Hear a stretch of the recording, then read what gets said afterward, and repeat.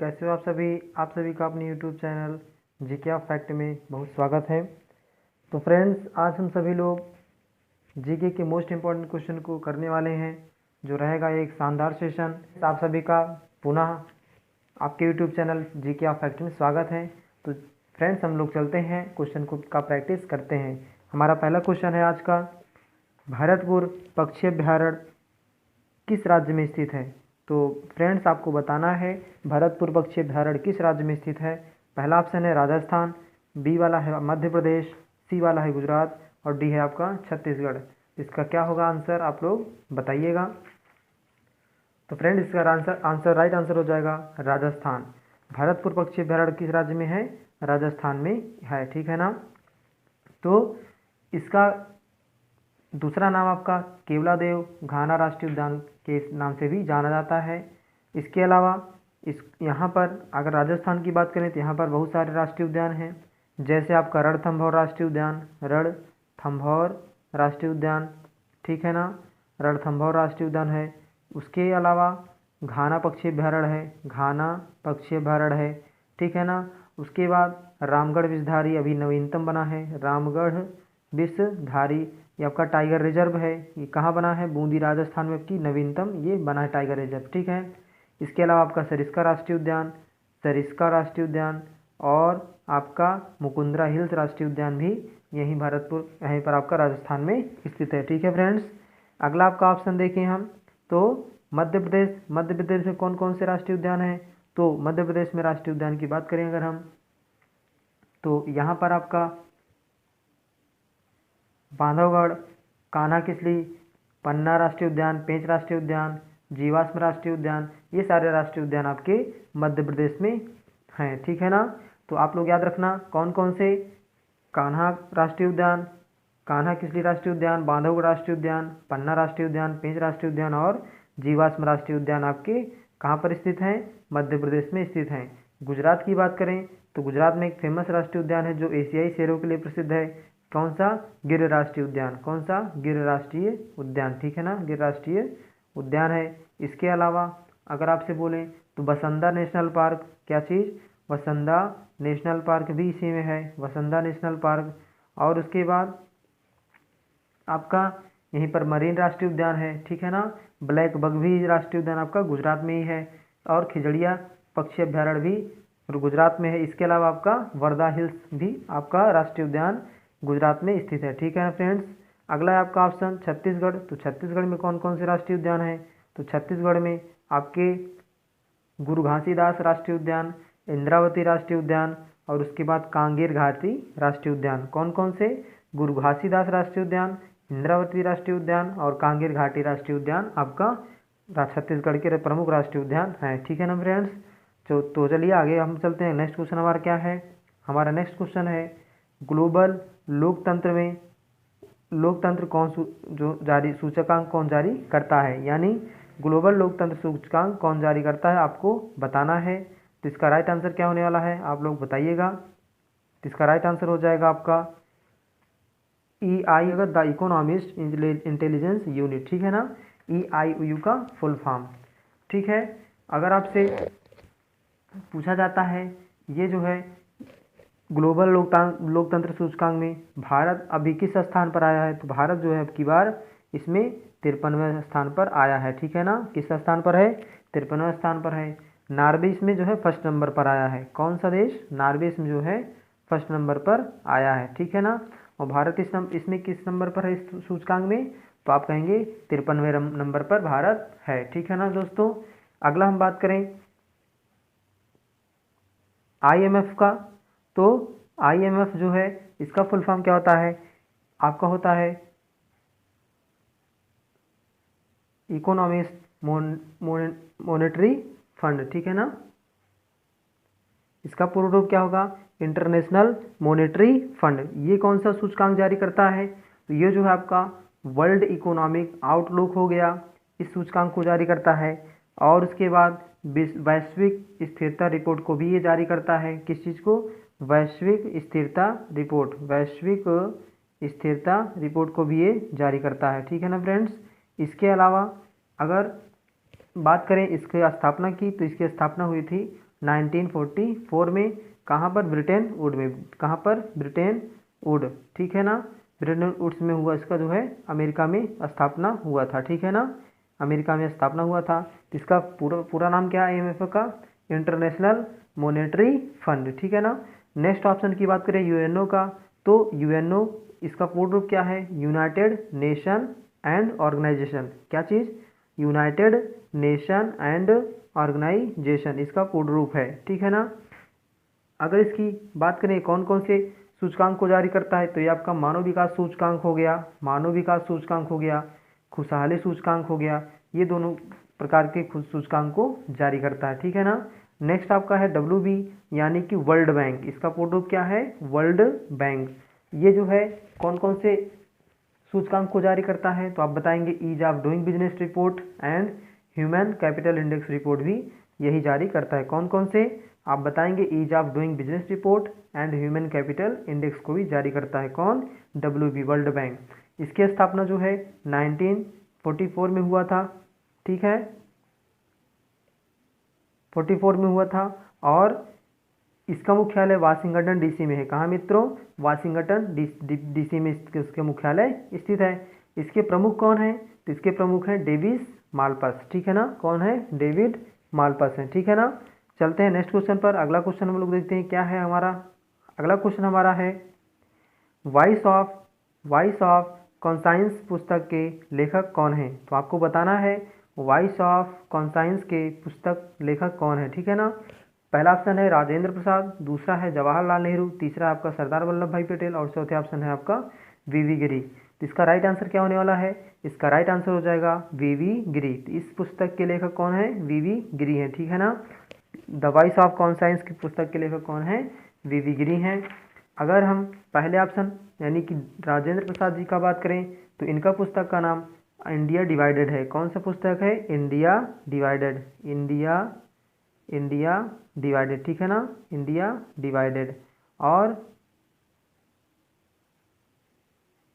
इसके बाद हम बात करें जवाहरलाल नेहरू जी का, तो जवाहरलाल नेहरू जी का पुस्तक है द डिस्कवरी ऑफ इंडिया। इनका प्रमुख पुस्तक है the discovery of India, the discovery of India, ठीक है ना, द डिस्कवरी ऑफ इंडिया, ठीक है इनकी पुस्तक का नाम। और सरदार वल्लभ भाई पटेल की पुस्तक का नाम बात करें, तो इनके पुस्तक का नाम है India of a nation, ideas of a nation. इनकी पुस्तक का नाम क्या है? आइडियाज ऑफ नेशन, ठीक है ना। ठीक है दोस्तों, इनकी पुस्तक का नाम आइडियाज ऑफ नेशन है, सरदार वल्लभ भाई पटेल का, ठीक है। चलिए चलते हैं नेक्स्ट क्वेश्चन पर। हमारा अगला क्वेश्चन क्या है? अगला क्वेश्चन है द्रव चलित लिफ्ट किस सिद्धांत पर काम करता है? पहला है न्यूटन के प्रथम नियम पर, दूसरा है पास्कल के नियम पर, तीसरा है गति विषयक के नियम पर, चौथा है केपलर के नियम पर, ठीक है ना। तो इसका राइट आंसर क्या होने वाला है आप लोग बताइएगा। तो फ्रेंड्स इसका राइट आंसर होने वाला है आपका पास्कल के नियम पर, ठीक है ना। ये जो है द्रव चलित लिफ्ट जो किस सिद्धांत पर काम करता है, तो आप बताएंगे पास्कल के नियम पर, ठीक है ना। किस नियम पर? पास्कल के नियम पर। इनके नियम के अनुसार क्या है, ये कहे थे इस नियम के अनुसार कोई भी असंपीड्य तरल पदार्थों में पदार्थ के किसी भी स्थान पर अगर लगाया गया दाब जो होगा ये बिना कम हुए सभी दिशाओं में संचारित होता है, यानी बिना कम हुए समान रूप से संचारित हो जाता है, ठीक है ना। तो इसी पर ब्रेक वगैरह काम करता है, जो आपका द्रव चलित ब्रेक होता है वो भी आपका इसी पर काम करता है, ठीक है ना मित्रों। ये किसके नियम पर काम करता है? पास्कल के नियम पर। न्यूटन का प्रथम नियम क्या था? न्यूटन का प्रथम नियम जड़त्व के नियम से भी जाना जाता है, यानी यदि कोई वस्तु अगर स्थिर है तो वह स्थिर ही रहेगी और यदि गतिमान है तो वह गतिमान ही रहेगी जब तक उस पर कोई बाह्य बल ना लगाया जाए। ये है न्यूटन का प्रथम नियम, ठीक है ना। इसी को हम इनके गति विषयक नियम अगर जानेंगे तो गति विषयक नियम 3 नियम दिए गए हैं, ठीक है ना। कितने नियम हैं? 3 नियम हैं। केपलर का जो नियम दिया गया ये आपका ग्रहों के संबंधित से नियम दिया गया है। तो इस क्वेश्चन का राइट आंसर क्या होने वाला है? इस क्वेश्चन का फिलहाल राइट आंसर आपका पास्कल का नियम होगा, ठीक है ना। द्रव चलित लिफ्ट किस सिद्धांत पर काम करता है, तो आप बताएंगे पास्कल के नियम पर। चलते हैं नेक्स्ट क्वेश्चन पर। हमारा नेक्स्ट क्वेश्चन क्या है? हमारा नेक्स्ट क्वेश्चन है रक्तचाप में आवश्यक थ्रोम्बोप्लास्टिन डैश द्वारा उत्सर्जित होता है, यानी जो थ्रोम्बोप्लास्टिन है ये किससे उत्सर्जित होता है, किससे निर्माण होता है, आपको इस क्वेश्चन का आंसर बताना है। पहला है मोनोसाइट, दूसरा ऑप्शन है लिम्फोसाइट, तीसरा आपका एरिथ्रोसाइट और चौथा आपका है प्लेटलेट्स। तो आपको बताना है कि रक्तचाप में आवश्यक थ्रोम्बोप्लास्टिन किसके द्वारा उत्सर्जित होता है।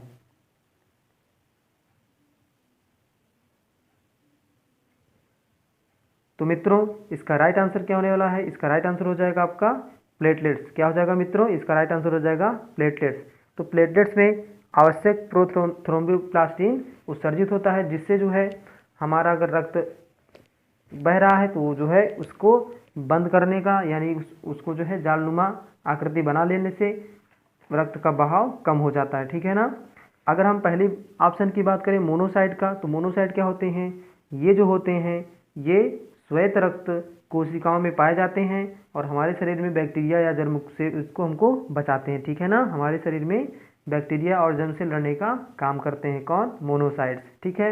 लिम्फोसाइट, लिम्फोसाइट को WBC भी कहते हैं। क्या कहते हैं मित्रों, इनको हम WBC भी कहते हैं।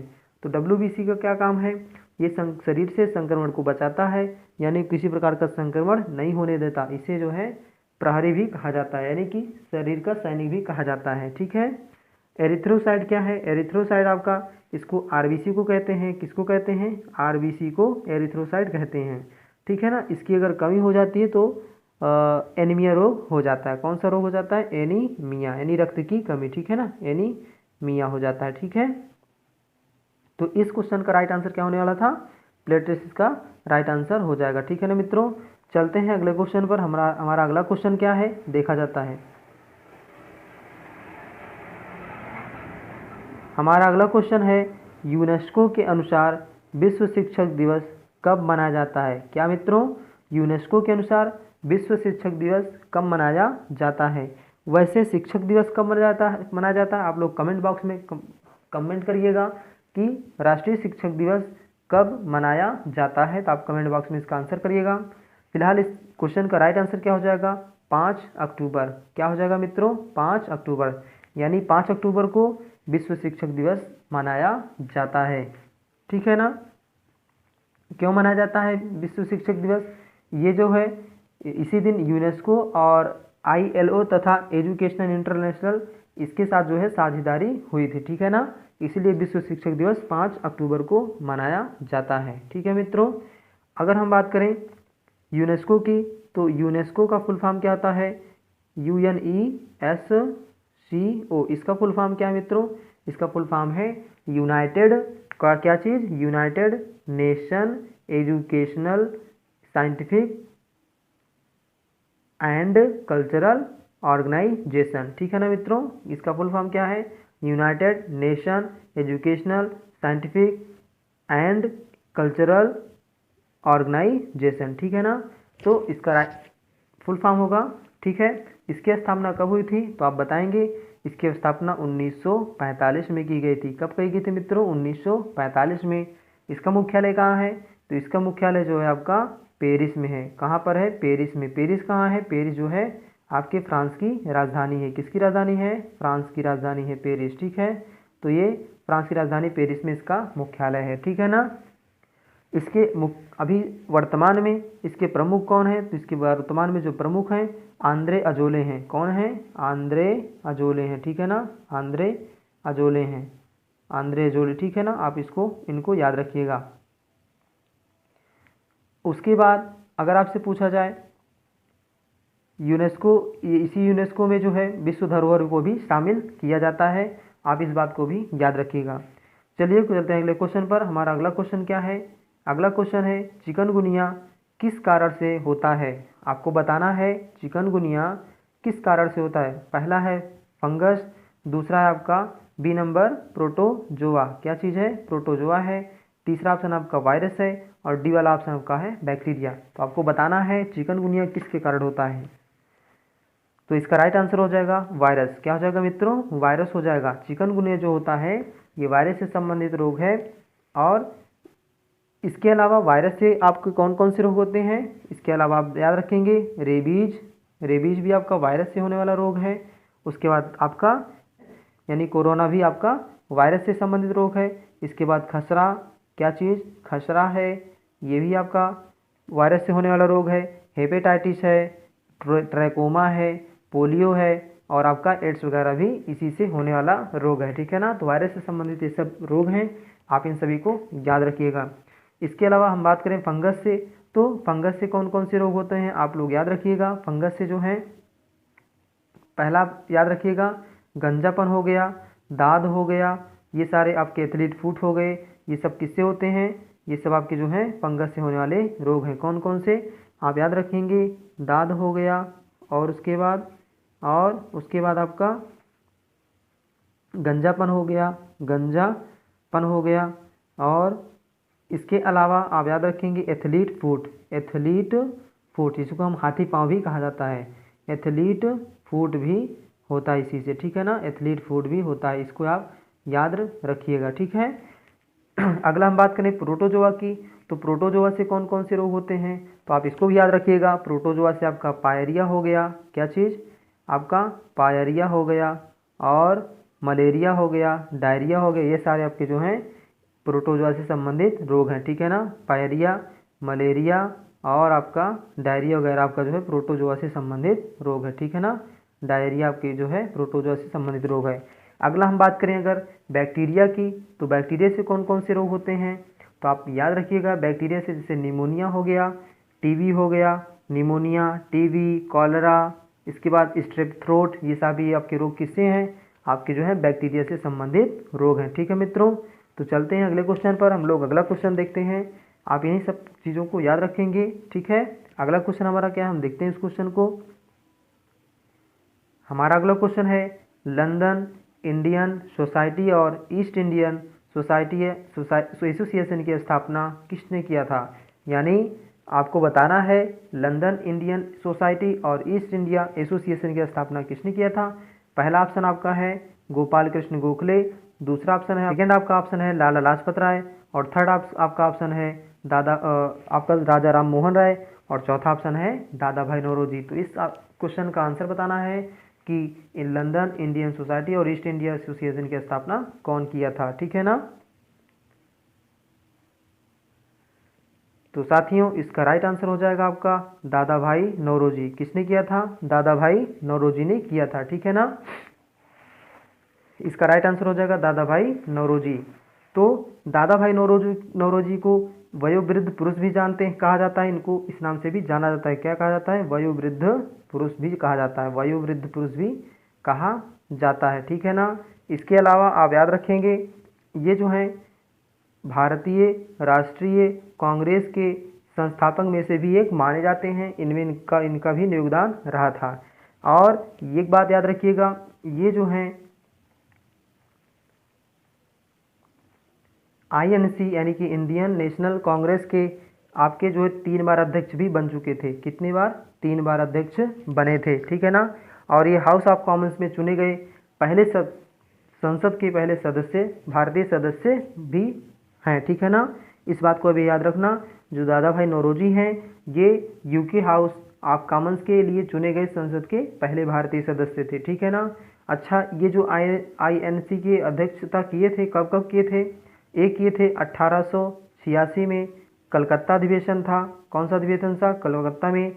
इसके बाद 1893 में लाहौर में अधिवेशन किए थे, ठीक है ना, लाहौर अधिवेशन के अध्यक्ष थे। इसके बाद 1906 का जो कलकत्ता में फिर हुआ था अधिवेशन, उसमें भी ये अध्यक्ष चुने गए थे, ठीक है ना दोस्तों। तो इसका राइट आंसर हो जाएगा दादा भाई नौरोजी। आप इनके अलावा गोपाल कृष्ण गोखले को क्या जानते हैं, तो गोपाल कृष्ण गोखले को ये महात्मा गांधी जी के गुरु भी रहे थे और इन्होंने भारत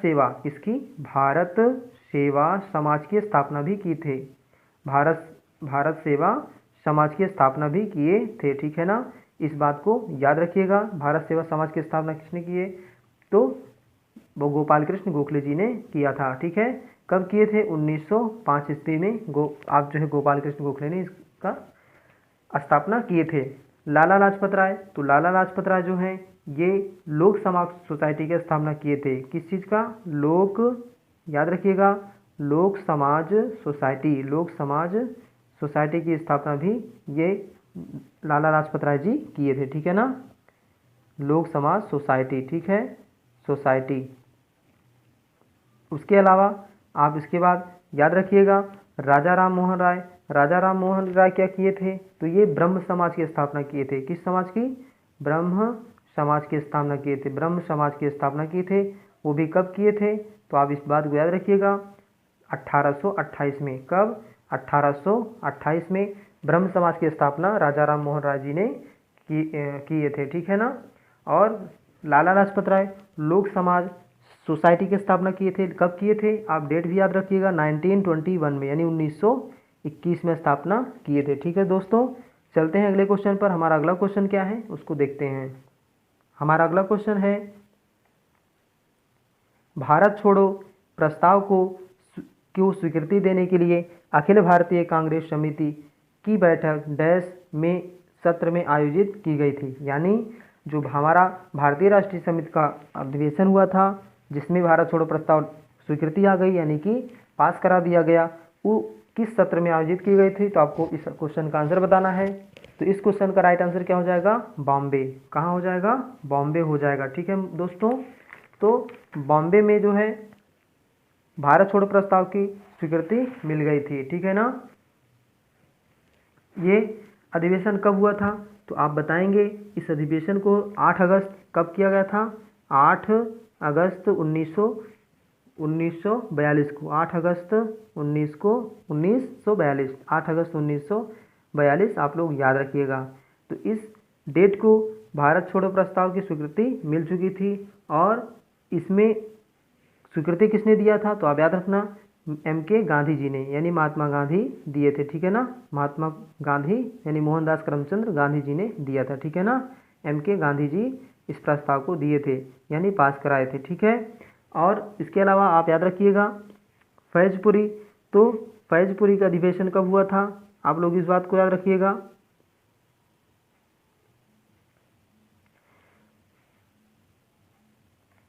यह अधिवेशन आपका जो है 1937 में हुआ था। जवाहरलाल नेहरू इसके जो है अध्यक्ष थे, ठीक है ना। जवाहरलाल नेहरू थे, ठीक है। आप इस बात को याद रखिएगा, ठीक है। नेहरू इसके अध्यक्ष थे। कब, 1937 में। जो कलकत्ता अधिवेशन हुआ था, कलकत्ता अधिवेशन 1800 आपको भी बताया गया 1886 को कौन किया था, दादा भाई नौरोजी किए थे। इस बात को आप याद रखना, ठीक है ना, दादा भाई नौरोजी, ठीक है। दादा भाई नौरोजी इसकी अध्यक्षता किए थे। इसके अलावा आप याद रखिएगा बॉम्बे इसका राइट आंसर हो जाएगा। त्रिपुरी अधिवेशन क्या है, त्रिपुरी अधिवेशन में जो है ये सुभाष चंद्र बोस जी इसके अध्यक्ष थे, ठीक है। त्रिपुरी अधिवेशन की अध्यक्षता किसने की थी, तो आप बताएंगे सुभाष चंद्र बोस जी ने किया था, ठीक है ना। चलिए चलते हैं नेक्स्ट क्वेश्चन पर। अच्छा, इसको याद रखिएगा कब, तो आप लोग याद रखिएगा 1939 में, ठीक है ना। 1939 में इसकी अध्यक्षता किए थे सुभाष चंद्र बोस जी ने, ठीक है ना। फिलहाल इसका राइट आंसर हो जाएगा बॉम्बे, ठीक है। चलते हैं अगले क्वेश्चन पर। हमारा अगला क्वेश्चन क्या है, हमारा अगला क्वेश्चन है निम्न में से कौन सा देश दुनिया में बॉक्साइट का सबसे बड़ा उत्पादक है। आपको बताना है फ्रेंड्स कि कौन सा है दुनिया में जो बॉक्साइट का सबसे ज़्यादा उत्पादन करता है। पहला ऑप्शन है ब्राज़ील, दूसरा है चीन, तीसरा ऑप्शन है भारत और चौथा है ऑस्ट्रेलिया। तो इसका राइट आंसर क्या होने वाला है, इसका राइट आंसर हो जाएगा ऑस्ट्रेलिया। तो सबसे ज़्यादा बॉक्साइट का उत्पादन कौन करता है, तो ऑस्ट्रेलिया करता है, ठीक है दोस्तों। और आप याद रखिएगा बॉक्साइट किसका अयस्क है, तो आप बताएंगे एल्यूमिनियम का अयस्क है। किसका है, एल्यूमिनियम का अयस्क है, ठीक है ना। किसका अयस्क है, तो एल्यूमिनियम का अयस्क है, ठीक है। चलते हैं अगले क्वेश्चन पर। हमारा अगला क्वेश्चन क्या है, हमारा अगला क्वेश्चन है इलेक्ट्रिक बल्ब का आविष्कार, क्या चीज़, इलेक्ट्रिक बल्ब का आविष्कार किसने किया था, ठीक है ना। तो आपको बताना है इलेक्ट्रिक बल्ब का आविष्कार किसने किया था, किसके द्वारा किया गया था। तो एकदम आसान क्वेश्चन है, किसने किया था, थॉमस अल्वा एडिसन जी ने किया था, ठीक है ना। किसने किया था, थॉमस अल्वा एडिसन ने किया था। ये कहाँ के हैं वैज्ञानिक, तो आप बताएंगे USA के हैं, ठीक है ना, USA के हैं। अगर सर हेम्फ्री डेविड से पूछा जाए ये किस चीज़ का आविष्कार किए थे, तो आप याद रखिएगा ये सुरक्षा लैंप का खोज किए थे। किस चीज़ का, सुरक्षा लैंप का खोज किए थे, ठीक है ना, सुरक्षा लैंप की खोज किए थे, ठीक है। अगर आपसे पूछा जाए हैरिसन ने क्या किया था, तो ये फ्रिज की खोज किए थे। किस चीज़ की खोज किए थे, फ्रिज की खोज किए थे, ठीक है।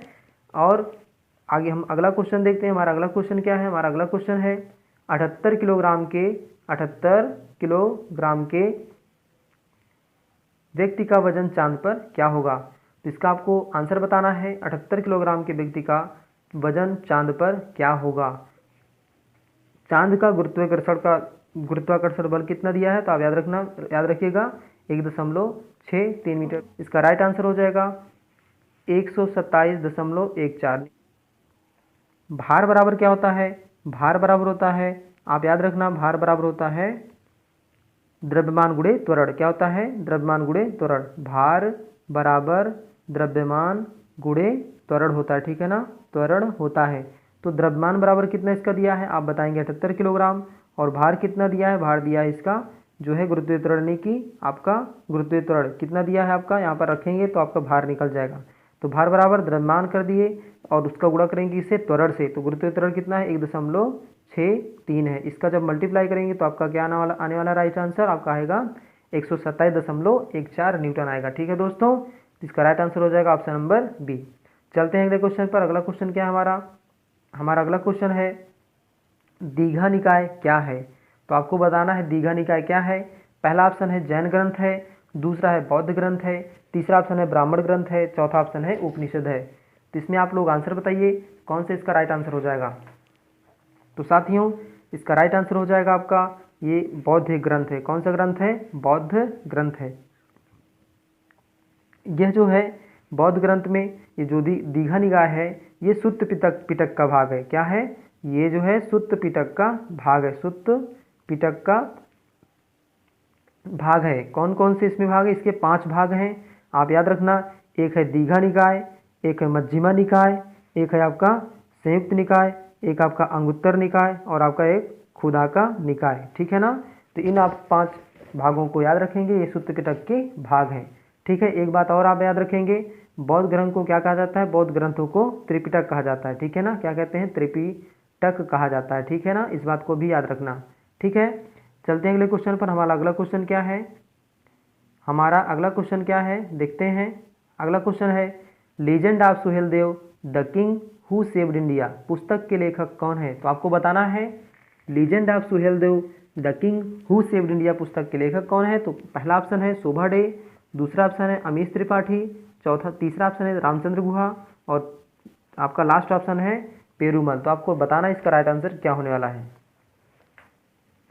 तो साथियों, इसका राइट आंसर हो जाएगा अमीश त्रिपाठी जी। कौन है इसके लेखक? अमीश त्रिपाठी जी इसके लेखक हैं। ठीक है ना। इनके अलावा इनकी बहुत सारी पुस्तकें हैं, जैसे द इमोर्टल ऑफ मेलुहा। क्या चीज़? The Immortal of Meluha, Immortal of Meluha. ठीक है ना, इमोर्टल ऑफ मेलुहा। इसके अलावा आप याद रखना द सीक्रेट ऑफ नागा भी इनकी पुस्तक है। क्या चीज़? द सीक्रेट ऑफ नागा पुस्तक है। द ओथ ऑफ द वायुपुत्राज आपका पुस्तक है इन्हीं का। उसके बाद याद रखिएगा सीता वॉरियर ऑफ मिथिला, इसका भी आपका इन्हीं का पुस्तक है। ठीक है ना। कौन कौन से? द इमोर्टल ऑफ मेलुहा तो है ही, इनके अलावा the Secret of the Nagas, the Oath of the Vayuputras, Sita Warrior of Mithila, ये सारे आप जो हैं अमीश त्रिपाठी जी की पुस्तक हैं। ठीक है ना। अब चलते हैं हम अगले क्वेश्चन पर। हमारा लास्ट क्वेश्चन क्या है उसको देखते हैं। हमारा लास्ट क्वेश्चन है किसी दिए